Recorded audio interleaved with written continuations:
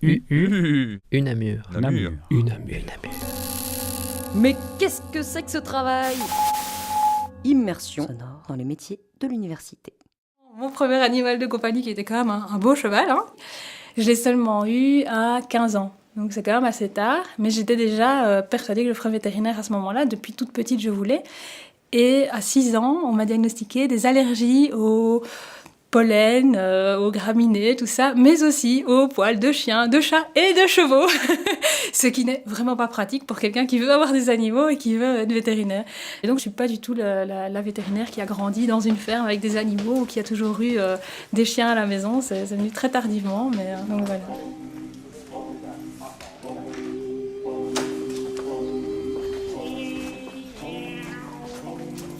Et donc actuellement j'ai un chat, un chien, j'ai toujours le cheval, il est toujours là, ça fait un fameux modèle pour un animal de compagnie.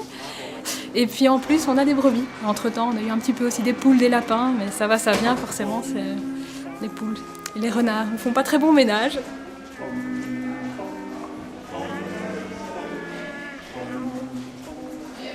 Je m'appelle Fanny Hontoire, je suis vétérinaire de formation, je suis sortie de Liège en 2007. Et j'ai travaillé pendant 3 ans en pratique en France et depuis 2010, je me consacre uniquement à la partie enseignement et travaux pratiques anatomie en fait. Ici, nous sommes à la rue Musée, qui est le local spécifique en fait des vétérinaires à Namur. Et donc dans ce bâtiment-ci, on donne principalement les travaux pratiques d'anatomie, travaux dirigés et on a aussi un auditoire qui nous permet de donner des cours pour les 2e année, 3e année. C'est là-bas tout droit. Tout droit? On n'a jamais tout là-bas. Dans ces pièces, on a différentes tables qui vont correspondre aux différentes stations. Sur chaque station, on aura donc le négatoscope et les radiographies. Ils pourront alors travailler sur les radiographies et corriger leurs exercices avec les transparents annotés, donc les correctifs. Exercice. Colonne chien 1. Placer le cliché correctement sur le négatoscope, définir la région anatomique radiographiée, ainsi que l'incidence et repérer les structures anatomiques d'intérêt. Bon bah go. Alors l'enseignement, ça m'est venu parce que donc dans ma pratique, j'aimais bien ce que je faisais, j'aimais bien mon travail, mais je trouvais qu'à un moment donné, je n'avais plus de challenge. J'avais l'impression que j'avais des habitudes qui se mettaient et je trouvais ça néfaste. Et je voulais aussi avoir un challenge intellectuel plus poussé. Je voulais travailler sur une question en particulier et ça, pour faire ça, il faut faire de la recherche ou il faut faire une spécialisation. Donc la partie recherche m'a axée vers l'enseignement. Et finalement, il y avait quelque chose dans l'enseignement qui me plaisait, c'était le fait de transmettre.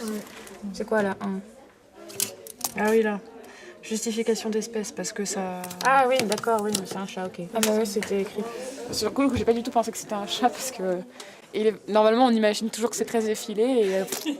Ouais, mais là, tu vois Mais oui, c'est mon chat. Un chat de vétérinaire, bien entretenu, n'est-ce pas Ah oui, d'accord. Il est un peu gros, mais voilà. Mais il soigne, il soigne. L'estomac, il est plus par là. Voilà. Il y a plusieurs années, la médecine vétérinaire, elle se réduisait simplement à un stéthoscope, un thermomètre, ses mains. Et maintenant, on a beaucoup plus de choses qui se développent. On fait des prises de sang, on fait des échographies, on fait des radios. Maintenant, on fait même des scanners, des IRM, donc ça devient vraiment très poussé.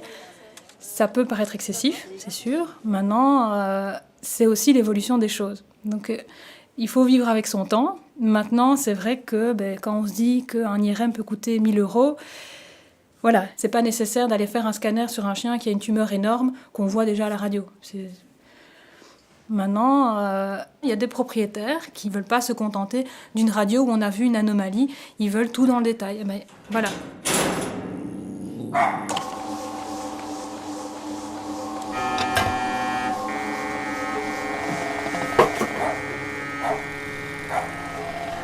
Je pense que c'est beaucoup utilisé, en tout cas en médecine équine, donc pour des animaux de sport, parce qu'on peut avoir des enjeux financiers derrière importants.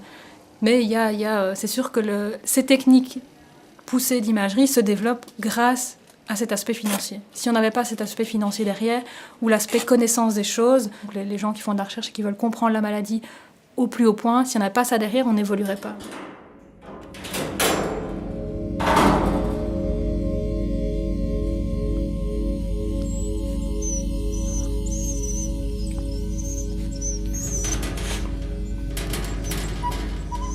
C'est vraiment quand je me suis lancée dans la recherche où là j'ai eu accès aux techniques plus poussées d'imagerie que sont l'IRM et le scanner.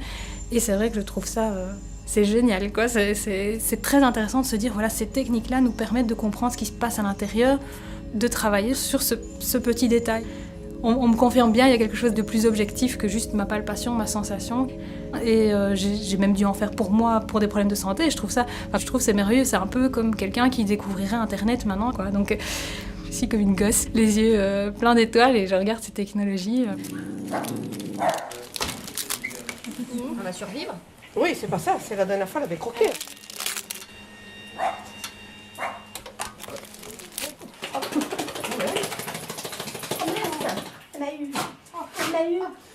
On avait touché le cerveau, je crois. Dans les années à venir, au niveau de développement des techniques d'imagerie, des techniques utilisées en pratique, ça ne s'arrêtera pas, ça c'est sûr. Mais il y aura toujours ce fonctionnement où on va toujours utiliser ses mains, on va toujours utiliser son stéto, on fera toujours confiance à ce qu'on a ressenti et après l'imagerie viendra confirmer. Ce ne sera jamais un moyen de remplacer le vétérinaire et ses sensations et ses connaissances. Enfin, vous ne pouvez pas avoir une discussion sur l'euthanasie de votre animal avec une machine, quoi. Donc le veto est indispensable, je pense que... Je croyais qu'elle allait avoir les yeux bleus, mais non, ils les ont perdus. Ils ont tous eu les yeux verts. Bon, on fait la prise de sang de toute façon. Hein? Bah oui, de toute façon, je suis quitte à le garder pour l'instant. Non, attention, moi, tant qu'il n'est pas recaqué, il est magnifique. Attends. Non, pas bouge. Chut, c'est tout loulou. On peut le coucher. Hein. Au départ, je me disais j'aimais bien les animaux, j'aimais bien en prendre soin, j'aimais bien régler un problème. Et je me rends compte encore maintenant que c'est ça. Ici, par exemple, c'est prendre soin de mes étudiants. Je leur apprends des choses parce qu'ils doivent apprendre ces choses-là pour réussir cette épreuve. Et pareil, la pratique, c'était prendre soin de l'animal. Finalement, je me suis aussi rendu compte au fur et à mesure du cursus que c'était prendre aussi soin du propriétaire. Donc ça a été aussi quelque chose de difficile à apprendre parce qu'on ne se rend pas compte. Au départ, on se dit je fais ça pour les animaux, mais après, quand on voit qu'il y a tout ce qui va autour, il n'y a pas que l'animal, il n'y a pas que la patte cassée, il y a déjà un animal autour de la patte et en plus il y a un propriétaire, il y a parfois une famille autour, il y a des conditions sociales, tout ça. Est-ce qu'il vous reste des antibiotiques à la maison ou pas? Un moxivar, il vous reste plus rien. Plus rien pour chien. Elle fait quoi? 16 kilos. Ouais. Bon. C'est vrai que pour l'extérieur, vétérinaire, c'est le médecin des animaux, mais déjà rien quand on est en pratique, il y a cette relation au client, donc ça fait un peu magasin, mais on est obligé de les appeler comme ça. Et c'est vrai que c'est ce qui est difficile malheureusement dans notre formation. On a des cours de philosophie, de questions de sciences religieuses, des choses comme ça, mais malgré tout, je pense qu'il manque vraiment cet aspect relation au client futur, et donc relation à la personne, à l'être humain. Protéines 46 dans le parallèle. Donc la personne qui n'est pas du tout à l'aise avec les gens, finalement se rend compte après 6 ans d'études qu'elle est très mal engagée, qu'il faut vraiment qu'elle choisisse alors un aspect du métier qui lui correspondra, où il y aurait moins de contact avec l'aspect émotionnel des gens, si ça ne leur convient pas. Ok, parfait. Je vous laisse patienter.